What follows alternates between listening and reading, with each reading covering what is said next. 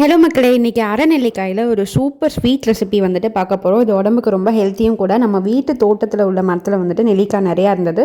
So நெல்லிக்காயை வந்துட்டு பறித்து நல்லா தண்ணியில் அலசிட்டு அதை வெயிலில் காய வச்சு எடுத்தாச்சு. கொஞ்சம் கூட தண்ணி இல்லாத அளவுக்கு தொடச்சி எடுத்துக்கலாம். அதுக்கப்புறமா ஒரு கட்டி வெல்லம் வந்து எடுத்துருக்கோம். அதை வந்துட்டு நல்லா பொடிச்சு எடுத்துட்டு ஒரு பாத்திரத்தில் போட்டு அது மூழ்கிற அளவுக்கு தண்ணி ஊற்றி நம்ம வெள்ளைப்பாகு வந்து ரெடி பண்ண போகிறோம். இப்போ வெள்ளைப்பாகு வந்துட்டு ரெடி ஆயிடுச்சு.